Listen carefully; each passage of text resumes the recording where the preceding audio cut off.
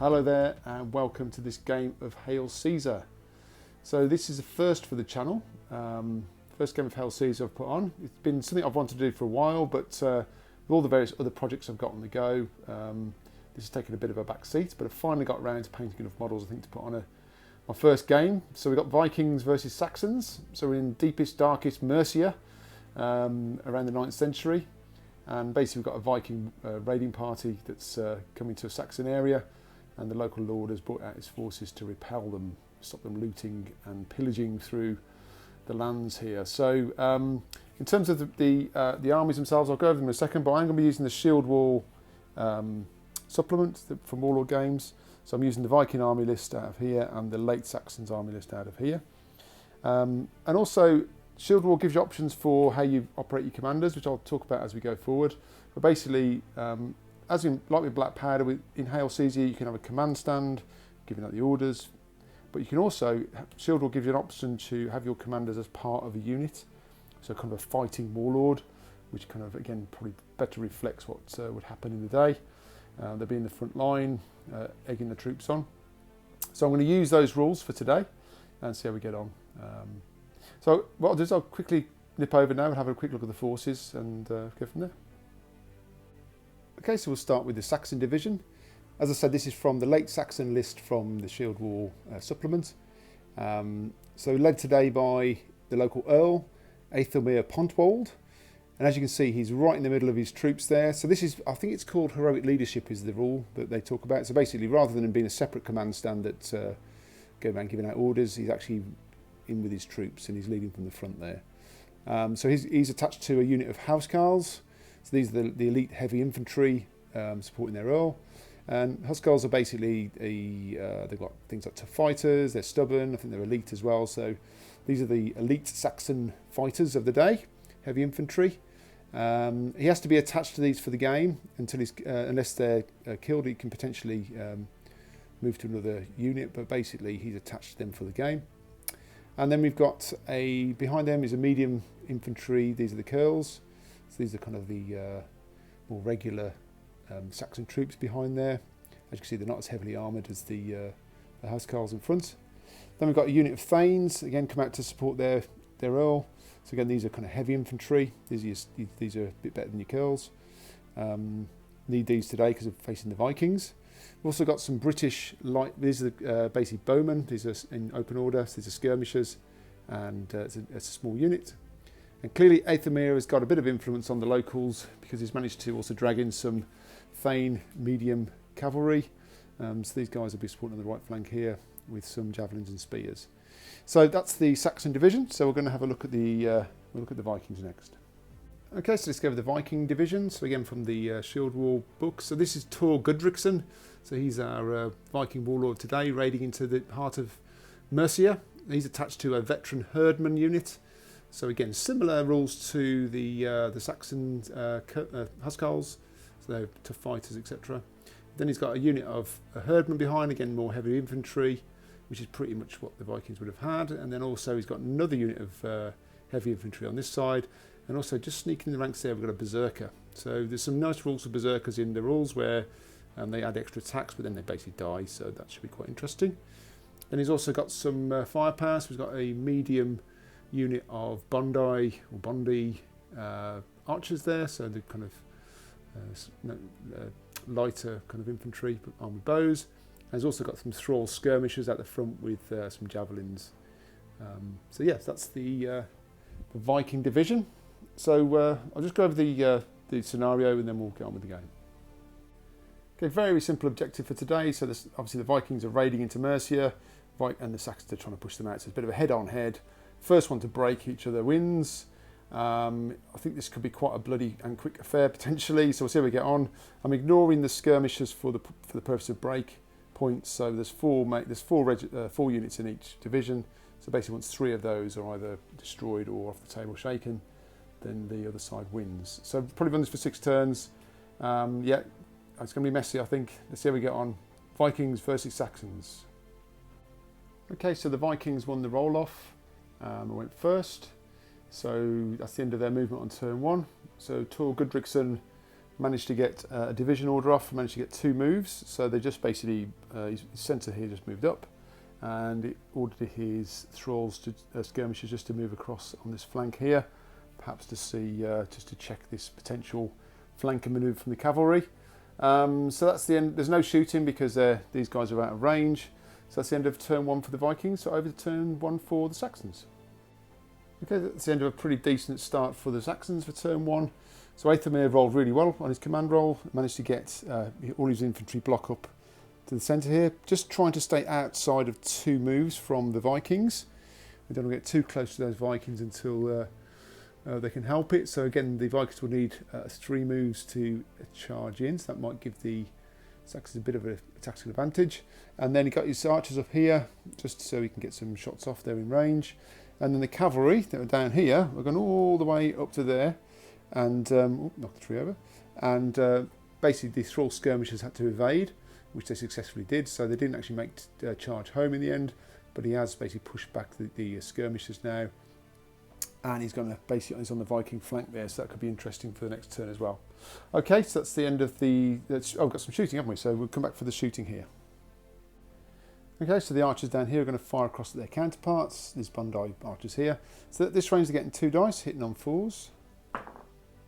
Just the 1 hit, and the Bondi gets a 6+ morale save, so they do a 6, which they make. Okay, so well done. Okay, so that's the end of turn 1 for the Saxons. So over to turn 2 for the Vikings. So that's the end of a fairly cagey turn 2 from the Vikings, not like them really. But Gudriksson's obviously a bit of a tactical thinker. So basically try to move this unit of Herdmen with the Berserker up on this flank here to charge into the Thanes here, but only managed to get 1 order off. So they just shuffled up the board there. As you see, just the lines are closing. And then on this side here, just acknowledging the fact we've got the cavalry here, the archers here just repositioned themselves to get some shots off, and the thralls just stayed in place to again chuck some javelins at the horsemen, see if we can reduce this flanking attack down a little bit. Okay, so we'll go over for some shooting. Right, so due to the ranges, so the javelins are in range, as are obviously the bows. They both get 2 dice at this range, so I might as well throw them together. So both going to need 4s to hit. Well, that wasn't particularly good. Just the 1, hoping for better than that. So just 1 save. The cavalry get a 5+ morale save, which they don't make. So that is 1 casualty onto those. So they do get 4 stamina of 4. So chipped a little bit off there, but not what the Vikings were looking for at all. Okay, so we're going to head over to turn 2 for the Saxons. Okay, so as suspected, things are heating up very quickly in this game. So only turn 2, and as you can see, the Saxons, the lines have clashed already. But first off in the turn, the cavalry over here charged into the thrall skirmishers, who did try to evade but couldn't go far enough, so they got run down by the horses there. So that's that unit destroyed. First blood for the Saxons. And over on this side, Aethelmere managed to get this unit of Thanes to charge into the Herdmen here, and then managed to get himself to move up with his Huscarls just to support on their flank there. So now, whether this is part of some sort of master strategy from the Vikings to draw the Saxons in, I don't know. But clearly with the supports, this is going to be a tough fight over here for the Vikings. So let's go over for some shooting, and then we'll see how we get on. Okay, so back to these skirmishers here. Going to again fire across at the Bondi here. So again, 2 shots hitting on 4s. Just the 1, and again a 6+ required. Whoops, into the tray. Whoops. No, so that is a casualty on those as well. Okay, so we'll come back then for this combat. Right, so this combat here, so we've got the Thanes have charged in there, so they get 7 hand-to-hand dice, and they get +1 to hit because they charged. There's no other special rules for them, so it's just 7 dice hitting on 3s. Okay, so that's, oh, wow, that's a good roll, that's 7 hits. Okay, and then we've got supporting attacks from this unit here. Now, although the general's there, he doesn't actually add his attacks because he's only in a supporting unit. So they're getting 3 dice, so they're going to be hitting on 4s because you don't get the charge bonus for being supports. So just another 1 there. Okay, so that's going to be 8 for the Saxons, and we'll do the Vikings next. And for the Vikings, they also get 7 attacks, hitting on 4s. Now, although they've got the Berserker, he only counts in a turn they charge, so it can't add his attack. So just 7 dice sitting on 4s. Just the 2. Right, okay, let's do the saves. 2 saves of 4s for the Saxons. No, so that is 2 casualties. And the Vikings. 8 saves of 4. Right, so that is 4 casualties for the Vikings. So let's just work that through. So I've applied those casualties, but I also realised that these actually are tough fighters, so they've already got 1 reroll for one of the failed hit. So I'll just do that now. So again, they've got another 4. Yes, they did hit, and again a save of 4 required. No, so that is actually another casualty onto them. So it's actually, I've put 4 markers on there, but it's actually 5 casualties there. So the difference between the 2 is 3, so 5 casualties for them, 2 for them. So break test for the Vikings, so rolling 2 dice and deducting 3. The 3 becomes 1. I think that's bad news. So they've broken. So yeah, they're gone. So that was a bit of a mistake, I think, from the Vikings to charge in there, try and charge in. They've been counter-charged. Aethelmere has supported the attack, and yeah, that unit of Herb has gone. I said this was going to be bloody, and we're only in the first round of combat. Okay, so yeah, so it's over to turn 3 for the Vikings. So before we go to the Vikings turn, just wanted to confirm what I'm doing with the Saxons. They're just going to hold the ground. Because they defeated that unit there, they could have repositioned themselves, but actually they're in quite a good position here anyway. I've got the toughest unit at the front here, the Huskarls, and it's likely the Vikings are going to charge in, so I want them really to take the charge. These couldn't make a sweeping advance anyway, because the unit need to be in the centre front, which it's not, so they couldn't have sweeping advance charge into them anyway. So just going to hold the ground. Likely the Vikings are going to charge in. I've also got to remember there's some cavalry here, Saxon cavalry that's coming around the flanks here. So they're just going to hold the ground. They're going to be goading the Vikings with some chanting, and see how we get on. So over to turn 3 for the Vikings. Okay, so as anticipated, they were in initiative range. So Tor Gudriksson's decided he doesn't care that his fellow Herban have been destroyed. He's not going to let these Saxon whelps have the day, so he's charged him with his the veterans there, and the unit behind was also in initiative range, so managed to move up in support. And then the archers over here were again did an initiative move and just moved themselves around to here to get some decent shots off at the cavalry there, just to try and keep this flank protected, leaving these archers alone down here. Okay, so obviously got a big melee coming up in turn 3. But let's see how this bit of shooting goes on over there. Okay, so the Bondi archers have got 2 dice hitting on 4s. That is actually 2 hits, and the cavalry got a 5 up save, morale save. No, so that's 2 more casualties onto that unit. They have got a stamina of 4, so they're not shaken yet. So that's put another 2 casualties on them. Okay, so that's the end of the shooting. So we'll come back for the combat. Right, so for this big melee, this no doubt would be decided for this particular battle. So Tor Gudrikssson, he adds 3 attacks to that unit. Aethelmere adds 2.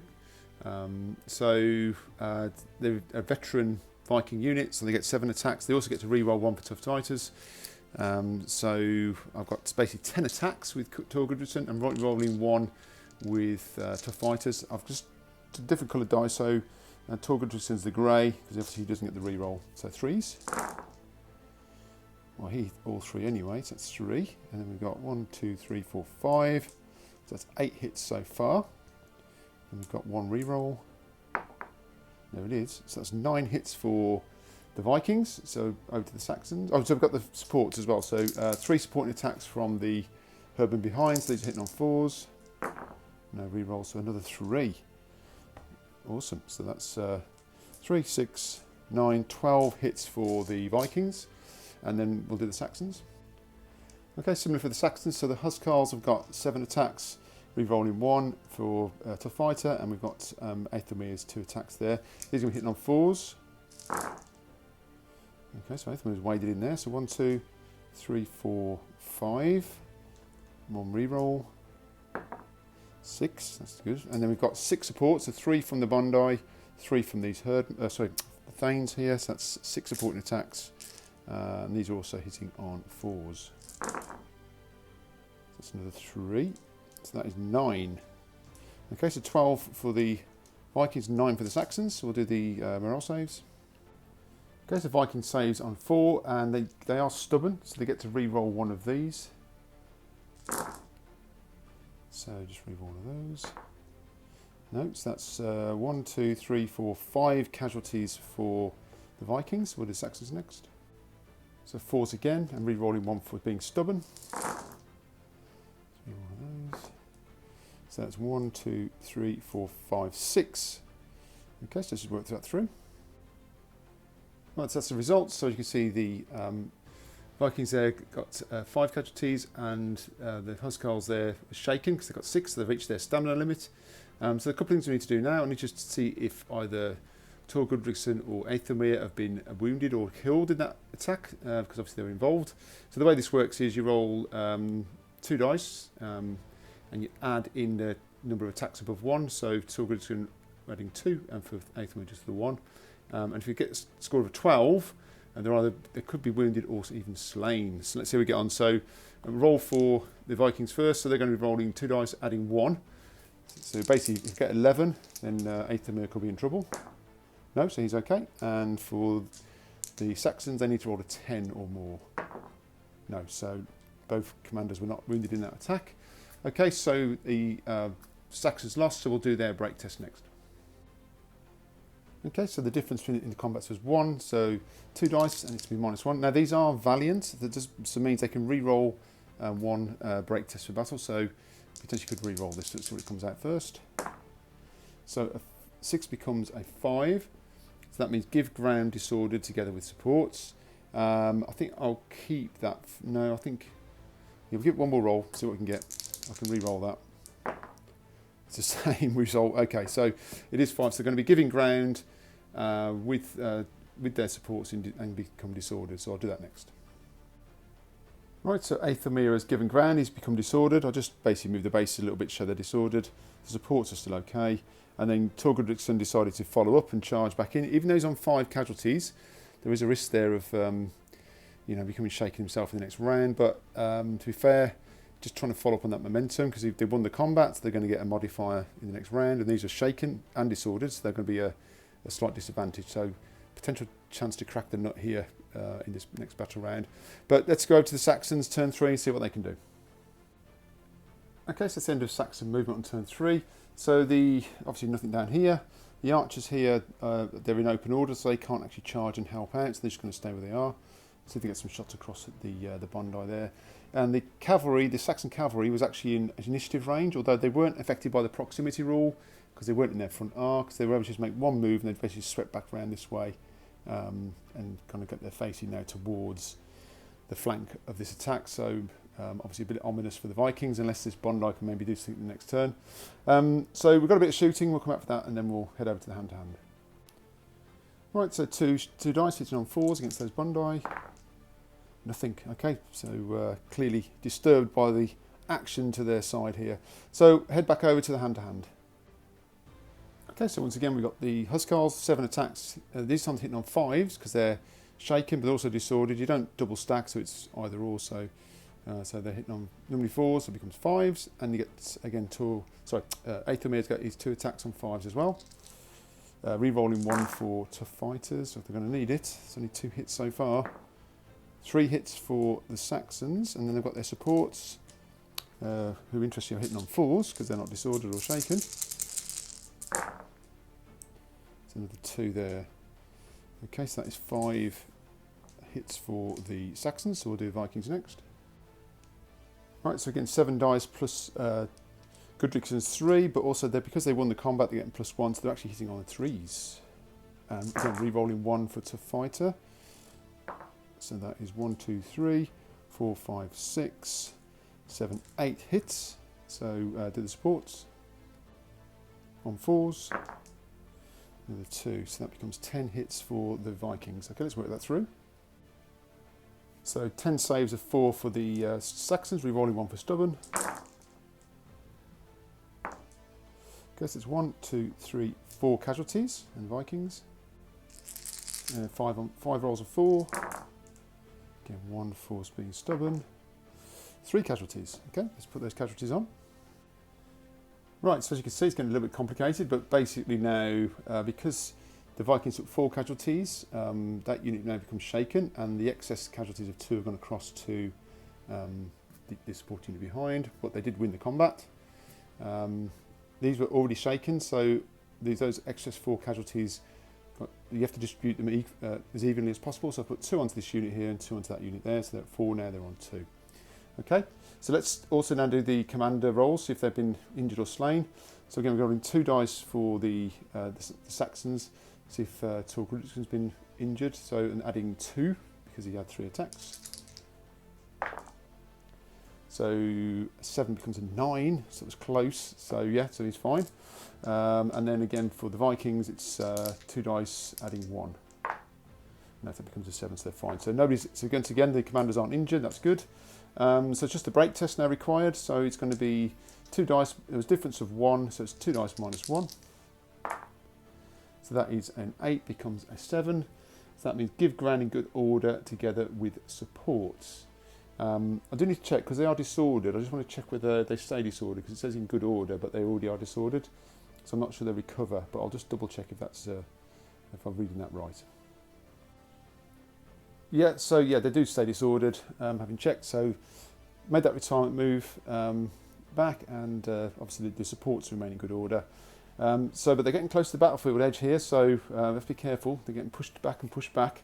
But also the Vikings now, with that unit being shaken, they're only 1 unit off being broken themselves, and the Saxons winning. So yeah, it's going to be tight, this game. We'll see how we get on in turn 4 for the Vikings.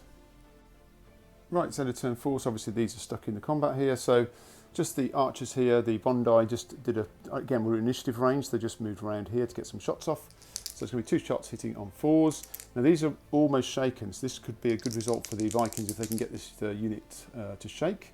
So we get on, so it is 1 hit, so they need a 5+ to save, or they become shaken. No, they don't make it, so that unit does become shaken, so that's good news for the Vikings. So we'll head back over for this combat. Right, so the Vikings go first. Now because they're now shaken, it's going to be a +1 -1, because they won the combat to get +1, but because they're shaken it's -1. So they're going to be, again, 7 dice sitting on 4s, +3 from Gudriksson, rerolling 1 for Tough Fighters. A great roll. Okay, so that's 1, 2, 3, 4 hits for the Vikings. And then we'll do their supports, which is 3 on 4. No rerolls. Another 1, so it's 5 hits for the Vikings, so over to the Saxons. And again, they're still hitting on 5s, so again 7 plus 8 Themirs.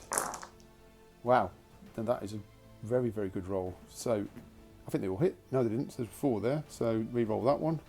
Oh, there's 1 there as well, so yeah, so that's 1, 2, 3, 4, 5, 6, 7 hits for the Saxons, and we'll do the supports. Hitting on 4s. That adds another 1, so not as good, but adds about 1 more for 8. Okay, so we'll do the morale tests. So 8 for the Vikings on 4s, we'll re-roll Rompers Stubborn. Oh, that's a rubbish roll again. Another 1. Yeah, only 3 made it, so that's 5 casualties for the Vikings. We'll do the Saxons next. 4s for the Saxons. Re-rolling 1. That's 2 casualties for the Saxons. Let's work that through. Okay, so we've done all the casualties, so again redistributed for the Saxons. But unfortunately this unit is now, the supporting unit for the Vikings is now shaken as well. We've got 1 excess casualty which will come into play. So I think the Vikings have now lost, but we'll do the break tests first. So it's going to be 2 dice -3 for the difference in the casualties. So that becomes a 4. So 4 was going to be break if shaken, otherwise give ground together with support, all disordered. So that unit had broken anyway, and was so unfortunately Tor Gudriksson. We'll see if he actually fell in battle. So we'll just quickly do that one. Yeah, he did as well. So 10 plus the 2. So I think on a 1 to 3 he was wounded, and 4 to 6 he's slain. So he's just wounded. Okay, so he survived the battle, but the veterans there broke as well. And with that unit being shaken, that is the end of the game. So I'll come back for a quick wrap up. Sorry, hold my horses again. I forgot, but I double checked, and actually the one meant he was slain. So Gudrickson unfortunately did fall in battle, and I forgot to do Aethelmere. So I did that just quickly off camera, and that's what I rolled. I rolled a double 6. So he was hit as well, but they did roll a 5, so he was just wounded. So yeah, bit of a bloody battle in the end. So Aethelmere survived but was wounded, but poor Tor Gudrickson fell with his veterans there in the midst of the melee. So yeah, I'll come back for a proper wrap up now. Okay, so I hope you enjoyed that. I certainly did. First time I put a Hail Caesar report on the channel. It's a great rule set. It's very similar to Black Powder in many ways, which I'm used to, but I'm still getting used to some of the rules, some of the nuances for Hail Caesar. But really enjoyed having a bit of Dark Ages combat rather than my usual American Civil War and other things and Napoleonics. So nice to have a different period, and nice to finally get some models on the table. Yeah, interesting game. I mean, it's obviously just one division versus one division, so it was always going to be perhaps quite short, really, and quite basically a few rounds of combat. But actually, having a bit of cavalry on the board, I thought added a bit of variety. The archers moving around a little bit as well, shooting. So that was quite an interesting bit of variety on the table. I can imagine I've got to start working up another couple of divisions, and that added a little bit more to the games as well. But overall, enjoyed that. End of the day, this type of game is all about hand-to-hand combat, really, and I do like having the commanders in the midst of it. I think it adds a lot of thematic themes to the battle in terms of having them more as a separate unit that's riding around giving out orders. I think in that period we would have these heroic leaders, particularly for the Vikings. You can imagine them leading from the front and taking the battle to the enemy. So yeah, enjoyed that. Okay, so usual stuff, guys. If you want to leave me any comments, if I've got anything wrong, then let me know. Or if you want any comments about the game, want to see more Hail Caesar, let me know. And we'll catch you all very soon. Take care.